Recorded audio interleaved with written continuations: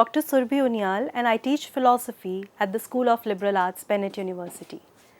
We are doing a lecture series on Indian knowledge system, and in today's lecture we are discussing art and culture as forming an integrative part in understanding the Indian knowledge traditions. In the previous lecture we discussed that what is the purpose of art, how art and culture are important in order to understand the Indian knowledge traditions.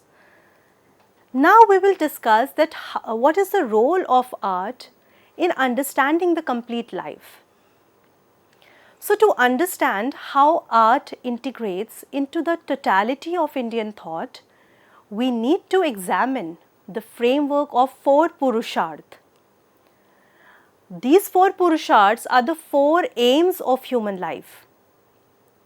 These are dharma, that is righteousness and moral duty; arth, which is material prosperity and worldly success; kam, which is pleasure and aesthetic enjoyment; and moksha, which is liberation and spiritual realization. So these are the 4 aims of human life in the Indian thought. Now let us see that how art helps us in realizing these 4 aims of human life, or whether we can talk about Purusharth from the aspect of art and culture. So if we talk about how art connects intimately with all 4 Purusharths, let us first relate it to Kam, whether art can be related to Kam. And it says that art relates to Kam, which explicitly includes aesthetic enjoyment of life, the appreciation of beauty in art, music, poetry and nature. It represents the life affirming principle that pleasure, beauty and aesthetic experience are not sinful distractions but essential components of human flourishing. Yet art cannot pursue pleasure in isolation from dharma. Indian aesthetics insists that artistic expression must be pursued within the dharmic boundaries, that it must uphold righteousness and promote virtuous conducts. So Kam, which is often misunderstood as distraction, something which is being swayed by pleasures and material possessions, if we look at that concept from the purpose of life and how it has been understood in the Purusharth, it is not seen as a sinful distraction. In fact, it is seen as an important aspect of human flourishing, wherein one has something to look forward to. So if we look at the concept of art and how that is seen as life affirming principle, that pleasure and beauty and aesthetical experiences are not seen as distractions, but they are seen as important and essential components of human flourishing. But this aspect of pleasure, beauty and aesthetic experience has to be pursued under the guidance of dharma. So Indian aesthetics, it insists that artistic expressions must be pursued within the dharmic boundaries, and it must uphold righteousness and promote virtuous conduct. Only then it is considered to be valuable, and also as understanding it from the sense of human aim. If it is not guided by dharma, it might project, it might include a dharmic creations, and it might produce unethical work of art. which is criticized, and therefore it should be within the pursuit or within the dharmic boundaries. So artists, like all individuals, they also have responsibility to use their talent in ways that contribute to cosmic harmony and human evolution. So the creation of beauty becomes a form of dharmic action that benefits not only immediate audience but the universe as a whole. So just like how every individual has a responsibility, in the same way artists also have a responsibility to use their talent in the ways that contribute to this cosmic harmony. That will happen only when the art is produced in relation to dharma or within the dharmic boundaries. Again, if we move further, art is also related to artha. So Natya Shastra explicitly states that drama was created by Brahma, which would be conducive to duty, wealth as well as fame. Most importantly, art serves moksha, which is liberation. The aesthetic experience, properly understood and cultivated, provides a taste of the transcendent. When we experience profound art, when rasa truly arises, we momentarily step outside our limited ego-bound consciousness and touch something which is universal. So this aspect of art is most important aspect, where art is seen to be serving as moksha or liberation. So aesthetic experience is understood as providing a taste of the transcendent. So when we experience a work of art, when the rasas are evoked, in that moment we step outside our limit, we step outside our ego, and we try to realize something which is universal. So this evoking of the rasas when the artist is producing a work of art, how rasas means it's like a juice or essence of different kind of emotions, of bhavs that are conveyed by the artist, and that is experienced in the same way by the audience. So when the audience is experiencing those emotions, temporarily they move outside of their own consciousness and they try to touch something which is universal. They go in a different realm. They move towards the transcendental realm. Abhinav Gupta compared aesthetic bliss directly to the bliss of Brahman realization, calling experience alaukik, that is transcendent, beyond the ordinary world.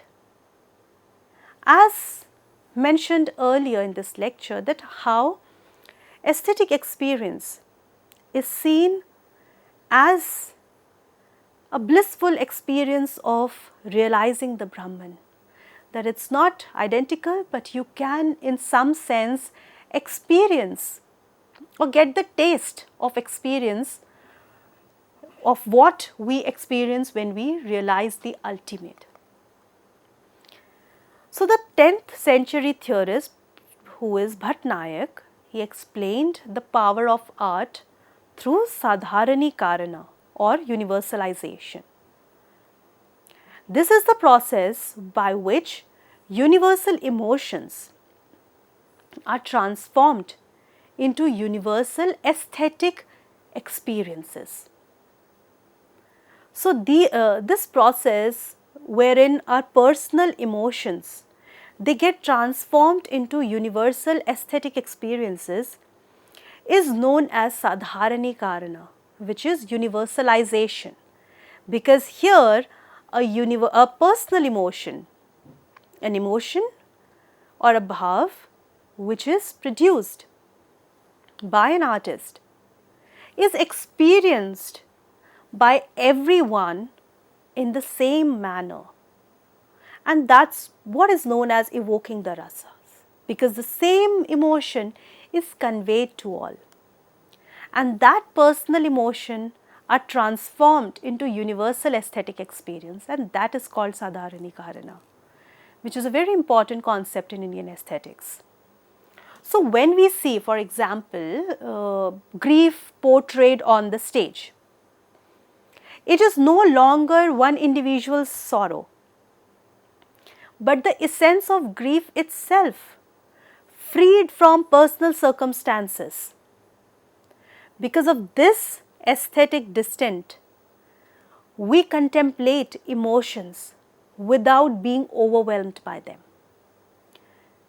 Fine. So, when somebody is portraying a grief emotion on the stage, we also feel it, even though the grief portrayed by the actor is not his personal emotions, but of the character that he or she is playing.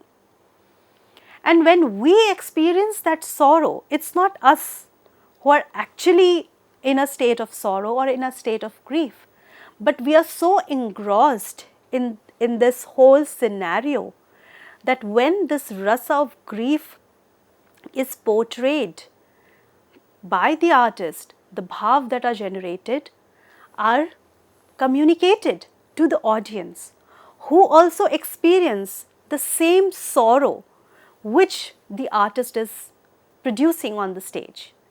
And this is not a personal emotion per se, but of the character that has been played, and this audience is just being evoked by those rasas. So we get some kind of aesthetic joy from experiencing this sorrow. Fine, so we do not get overwhelmed by them. In fact, we get some kind of aesthetic joy by experiencing that sorrow which has been conveyed by an artist and evoked in the audience. But how is that possible? How does this whole process happens where the artist is trying to evoke these rasas? How does an audience experience those rasas, experience those bhavs that are being communicated by the artist?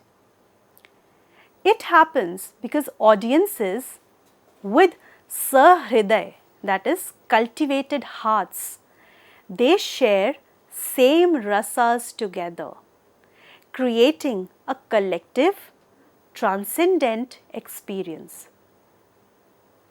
Abhinav Gupta compared this to spiritual realization. Both lift us beyond the limited ego into the universal. While aesthetic experience is temporary, it offers a glimpse of the higher truth.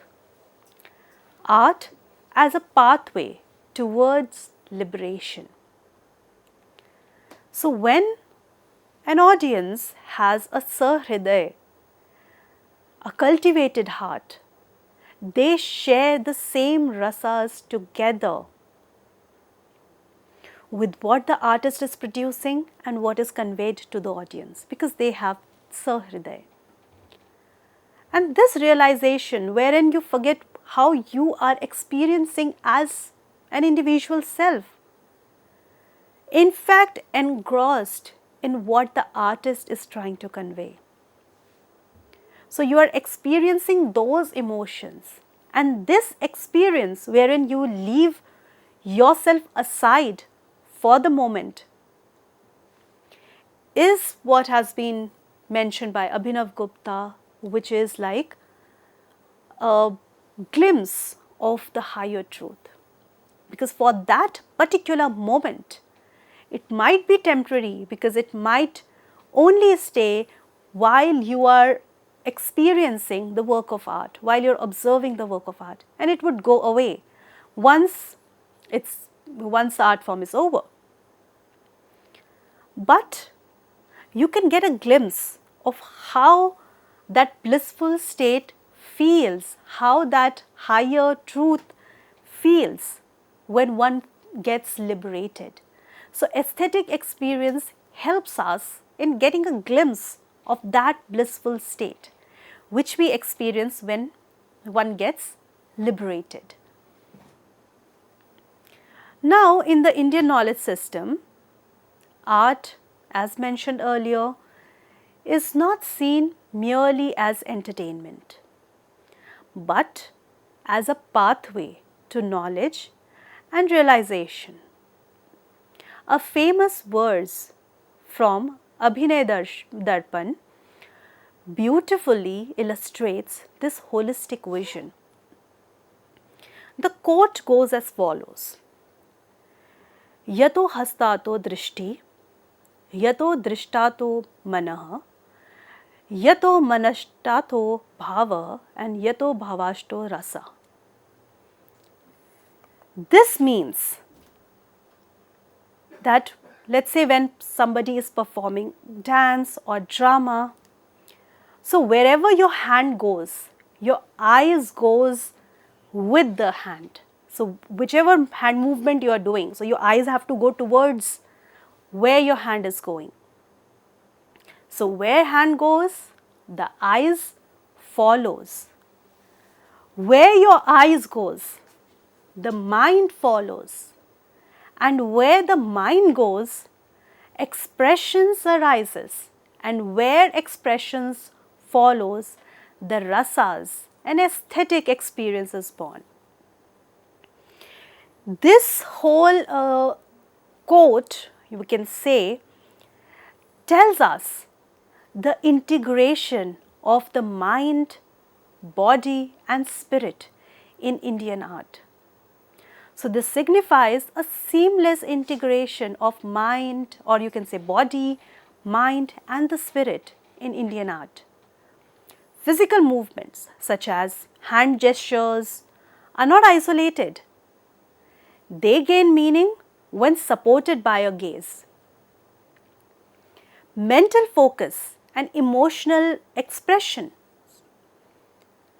Ultimately, this process culminates in the experience of rasa, a shared aesthetic essence that transcends the personal and unites performer and the audience in a collective realization. So we can see that how this integration of body, mind and soul have been emphasized in Indian philosophy, and that can be seen in the work of art. How they are trying to emphasize on the integration of body, mind and the spirit, and how through this integrated system, how that leads to an experience of rasa, and that experience of rasa which transcends the personal and unites performer and the audience in a collective realization. So this reflects a deep truth that knowledge is not only intellectual, but it is embodied, it is experiential and also transformative. Art therefore becomes a form of sadhana, a discipline that harmonizes actions, thought and emotions, leading both the practitioner and the audience towards higher understanding and even glimpses of liberation. And that is why it is so important to understand the importance of art and culture, how this knowledge system is not only an intellectual tradition, but it is also seen as embodied. It is seen as experiential and also transformative. And because it's experiential, embodied, transformative, it then becomes a form of sadhana, a discipline which harmonizes actions, thoughts and emotions, and ultimately leading one to the realization of the higher understanding or the higher truth. So, consider how this integration manifests in practice. Indian temples embody the holistic spirit of the Indian knowledge system, where art, science and philosophy are seamlessly united, and you can think of many examples of this. I'll take one of that, which is of Konark's Sun Temple, for example, is designed as a cosmic chariot. Its 12 pairs of wheels marks the months. Its 7 horses symbolizes the days, and its wheels functions as the sundials measuring time. So, the temple aligns with the sun's path, while its sculptures convey mythology, ethics and philosophy. Here, architecture, mathematics, astronomy and art are not separate disciplines, but organically integrated into a single cultural expression. So, we can see in this particular example, and there are many such examples that you can think of, which shows that how these different aspects have been integrated, how this one temple, it aligns with the sun's path, and how the sculptures in this temple, they convey mythology, they convey ethics and philosophy. So, it is an integrated whole where architecture, mathematics, astronomy and art are not separate disciplines, but they are organically integrated into a single cultural expression.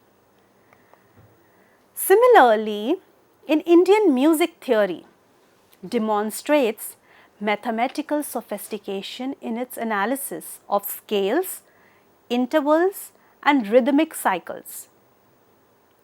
So, the rag system is simultaneously musical, it's mathematical, psychological and cosmological. So, the entire the rhythms, the scales, the intervals, we'll see that how even in the music there is an integration of music, mathematics, psychology and cosmology. Different rags are associated with particular time of the day or seasons, with specific emotional states, with particular deities or cosmic principles. The tal, which is the rhythmic cycle system, employs complex mathematical patterns. So, to master music was to engage mathematics, psychology, cosmology and aesthetic philosophy simultaneously. So, again we can see that how art and all these different disciplines are integrated together. Now, art as knowledge transmission across generations. So, this integrated approach to knowledge makes clear why art occupies such a central place in Indian knowledge system. Art is not one domain among many, but rather the medium through which all domains interconnect and through which knowledge passes from generation to generation. Consider the role of narrative arts. The great epics like Ramayana and Mahabharata are not simply stories, but encyclopedic repositories of ethical teachings, social organizations, political philosophy, psychological insights, and spiritual wisdom. These epics exist in hundreds of religional, or you can say hundreds of regional variants, adapted to local cultures while maintaining core dharmic principles. So, the Indian knowledge system presents us with radically different understanding of art's place in human civilization.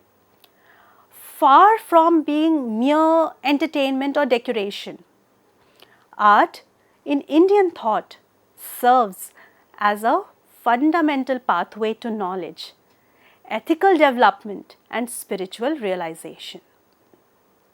Through the sophisticated theories like Rasa, Sadharani Karana, Indian aesthetic demonstrates that aesthetic experience is not subjective amusement but a valid means of encountering truth itself. Lastly, the principle of Satyam, Shivam and Sundaram reminds us that the truth, goodness and beauty form an inseparable unity, and that pursuing one without the other leads to fragmentation and imbalance. When the Natya Shastra declares performance arts to be the fifth Ved, it elevates aesthetic knowledge to the highest epistemological status equal to scriptural revelation.